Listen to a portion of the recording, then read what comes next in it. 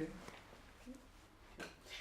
So you can tell me, what impressions did you have of Australia before you came, and where did those impressions come from? Yes, I don't know if I did have any impressions other than just to know as a 6-year-old that it was a country a long way away. People said, oh, it's a long, long way away. And an aunt of mine, Auntie Barbara, my dad's sister, she said one day, are you looking forward to going to Australia? And I said yes, because what could I say? I didn't know what it was, that we were going on a long trip. So that's it, I didn't know any more than that.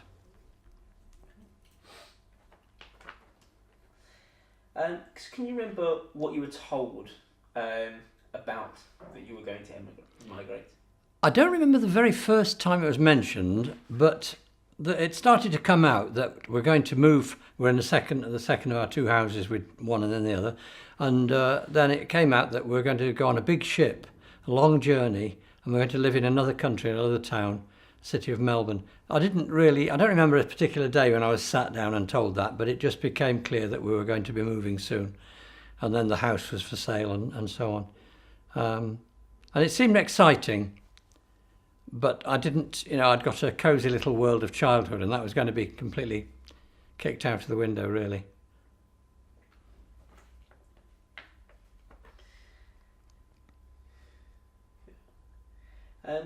So why did your family want to migrate, and how much did you understand what it meant?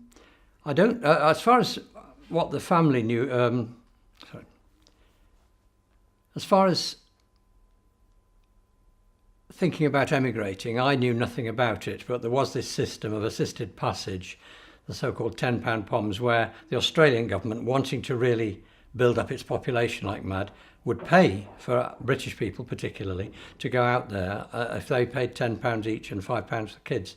I knew nothing of that at all, but it sounded as if there's a really good option for my dad to go and work in Melbourne. It was said that that was doing better than Britain was after the war, and I knew times were a bit hard. Things were still rationed for another couple of years, so it sounded like a good move, but I didn't understand much about it at all. I was too young to, and they didn't enlighten me on that really. So were your parents both equally committed to the idea of migrating? As far as I know, my parents were both committed to the idea of emigrating. It was Dad's idea because he'd come out of the army and the war. Things were a bit hard at that time, 1950, 51.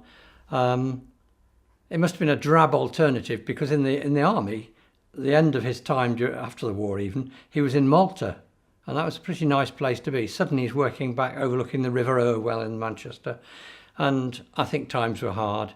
So it seems to me, looking back, that it was a really good opportunity to make good and to do something, and an adventure. Now, my mum, I saw no signs of her being against it. They seemed at one, but the problem was going to be that her family couldn't handle it really. Which is my next question. Which is, what memories do you have of your mother's mother reacting to the decision of her daughter migrating? Mum's parents, yes, there was a reaction against our going, but not the kind of thing it wasn't a row, it wasn't trying to stop them. I found out many years later, many years later, when I last saw the uncles and aunts, that they had sort of blamed my dad as a Crowther, the dominant breed. They had sort of taken their daughter and sister away and the two grandsons, but I had to set them right. I said it wasn't like that. She did shed tears at first at the idea of leaving her family, but she wasn't dragged to Australia. She seemed to be keen to make this new venture work, even if she thought that we'd be coming back. Her tears ceased on the journey out there, and I think I didn't get the impression they were ever at loggerheads over going. But it was hard for my mother particularly, even though she didn't show any signs of suffering. But that's why she wrote so many letters. We've got dozens of letters in the book that we've produced to her parents and brother to try and comfort them all the time. Don't worry, we'll be back when we've had this good adventure. I think she believed that, but I don't know, couldn't have been a certainty.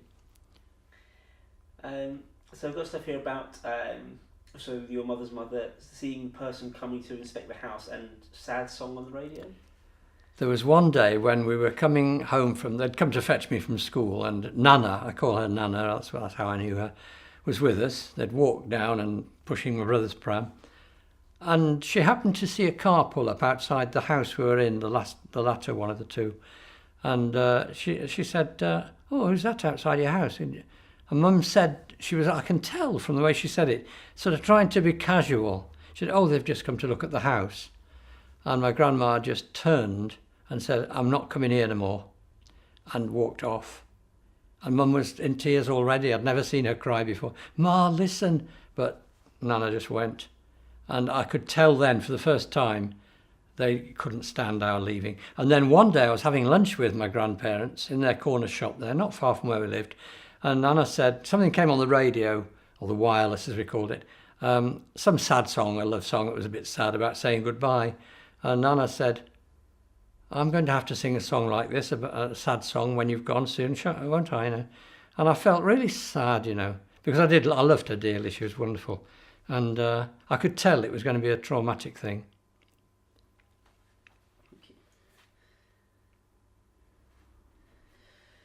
So can you describe the Crowther family? So can you describe the Crowther family farewell party and the final parting and how you felt? When we were about to leave, which was, I think it's come into November 1951, I was 6.5. My brother was not 2, just a baby, 1 year old or 1.5.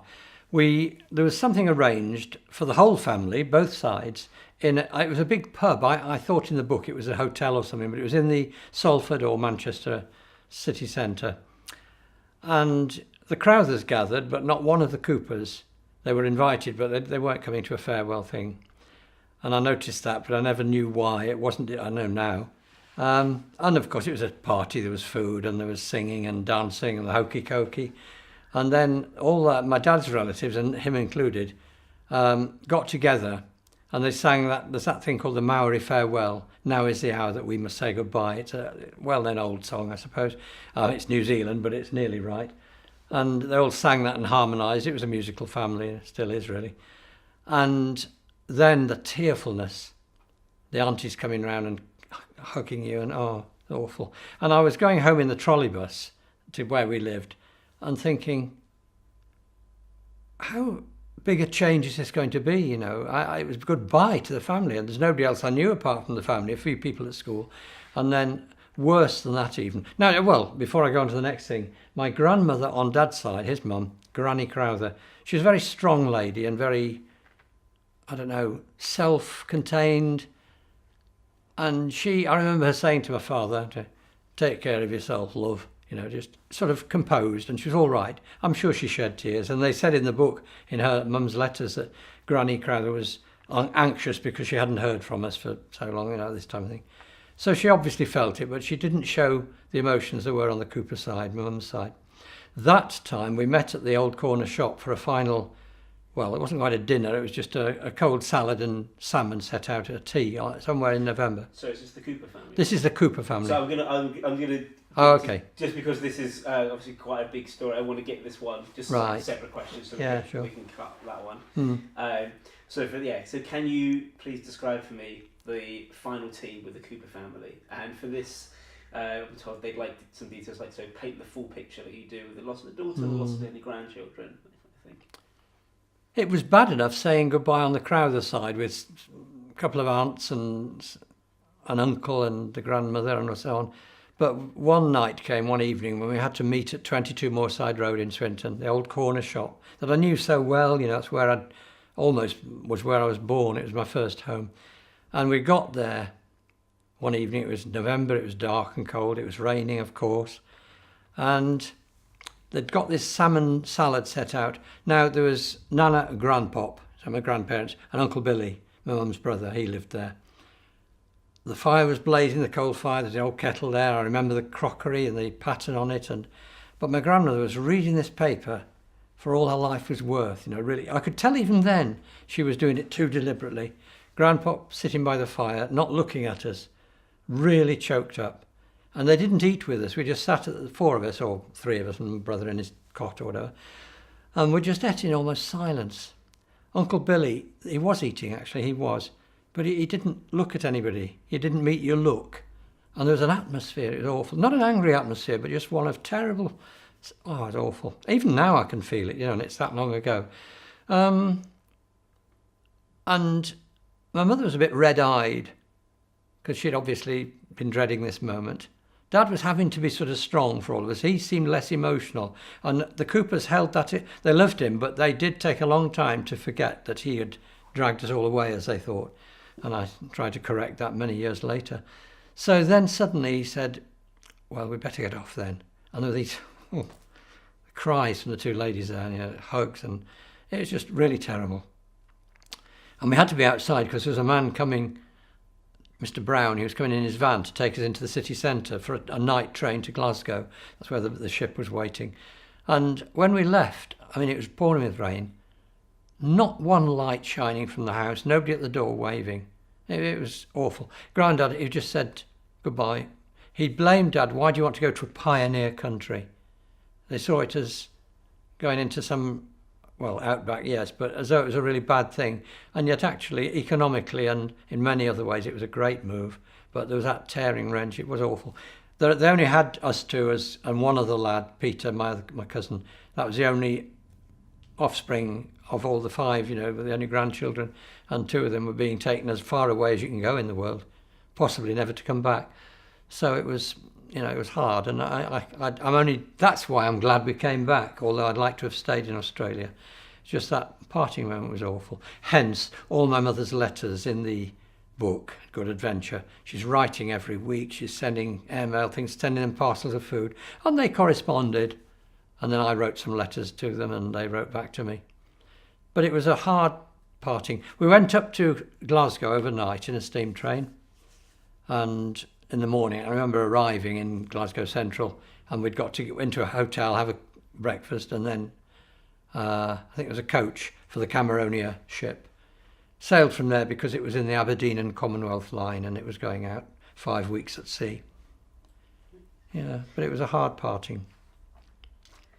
And so obviously you don't remember so much about packing up stuff, but can you remember before you left about sharing the house with the new owners or having new people living there? Yes, before we left, sharing a house, there was the Howard family, Londoners they were, by the sound of them, I remember their accent, parents and two children, a boy and a girl, who were older than I was. I guess they'd have been early teenagers.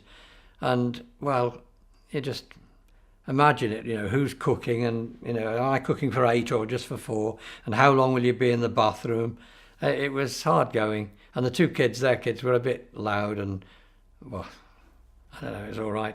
And it had to be, they must have had nowhere to, they must have sold their house down here, and they had to share. And it was, I don't know how long it was for, but at least a week, I would guess, if I remember rightly. And then I say in the book, I don't know which family was happier when we finally moved out in that November. Stop there.